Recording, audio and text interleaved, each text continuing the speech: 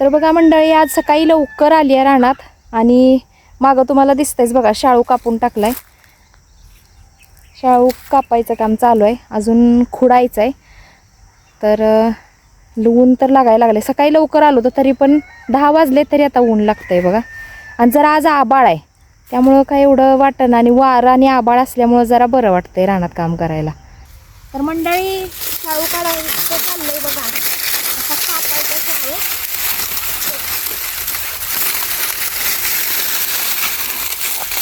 आणि अशी व्यवस्थित टाकायची तर ताटं, म्हणजे आपल्याला खुडायला पण बरं पडतं.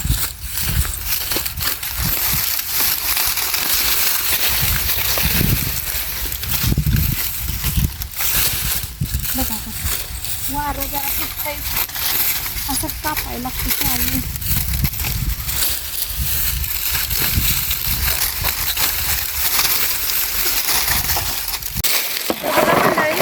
लगेच कापून झालं की खुडायला घेतला. आणि आम्ही रानात ही बघा कणीस कसं वाकड आहे, ह्याला आम्ही असं ही घरी नेतो. हे आम्ही मळत नाही शाळा आमच्या ज्वारी बरोबर.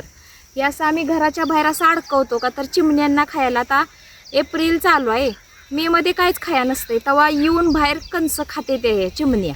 म्हणून बघा हे असं आम्ही बाजूला ठेवतो. आता बाजूला न्यायचं, हे मळायचं नाही. ती अजून एक ताट आहे बघा.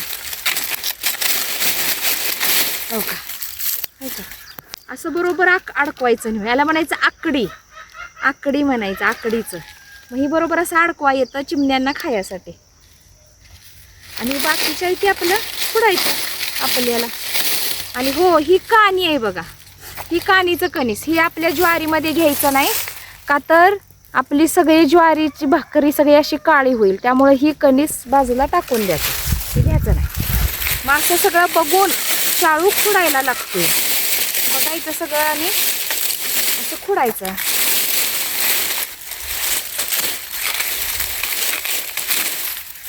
आणि परत घ्यायचा मळून खुडून झालं की. आणि भाकरी आता जरा भिजल्यामुळं जरा वेगळ्या कलरची, म्हणजे काळपट अशी येणारच आहे. का तर पावसात ही आमची ज्वारी म्हणजे शाळू भिजला होता मागच्या महिन्यात, पाऊस पडला तेव्हा. पटापटा उरकायचं बघा, भरपूर काम आहे. चला पाणी प्यायला जाऊया आता. जाऊया की, एवढं पटापटा खुडू दे. खुडलं की प्यायचं. आता आपलं पाणी गार झालं असेल ना, थंड झालं असेल.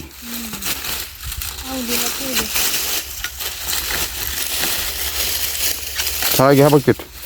हो घेते पुन्हा. एवढे राहिलेले 2-3 फ्रेम. भरलं बकेट आता बघा. बकेट भरलं की. हो अहो तशी काम लावली ती पाटीत. अहो पडून इथं खाली म्हणून. पाटी सजविल असं चांगली राहून फुलागतन. म्हणजे कणस आता डोक्यावर घेऊन जायचंय ना, मग पडली ना पाहिजे तर म्हणून असं कडनं कणस लावून ठेवले. आता बघा तर भरलंय बघा आता हे.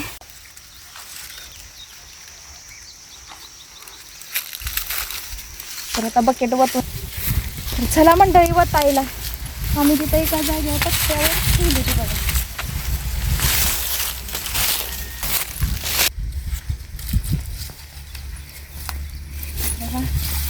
इथं ठेवली ती आम्ही पट्ट्यावर कणस. असे आणून खुडायचं आता, आणि असे आणून ह्याच्यावर वतायचे. तर अजून आहे खुडायचं. तर आता पाणी पिऊया जरा. चला हो, पाणी प्यायचं. तर ह्यो आमचा शेतकऱ्यांचा फ्रीज बघा, गार झालंय पाणी. सकाळी येतानाच भरून आणलं होतं. आता मस्तपैकी गार पाणी प्यायचं. का तर ऊन लय लागतंय ना, मग असं गार पाणी प्यायला बरं वाटतं. छान झालंय, मस्त थंडगार झालेला आहे. हा शेतकऱ्याचा फ्रीज बर का.